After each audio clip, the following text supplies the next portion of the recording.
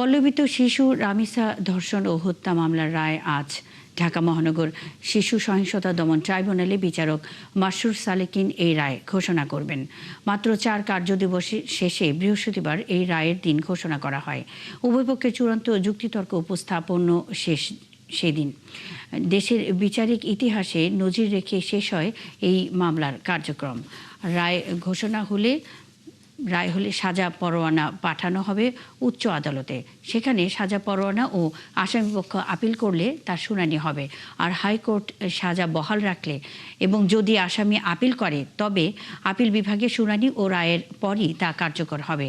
19 মে পল্লবীর নিজ বাড়ির পাশের ফ্ল্যাটে ধর্ষণের পর নৃশংসভাবে হত্যা করা হয় 8 বছর বয়সী রামিসা আক্তারকে। এই অভিযোগে রামিসাদের প্রতিবেশী সোহেল রানা ও তার স্ত্রী স্বপ্নাকে প্রধান আসামি করে মামলা করা হয়।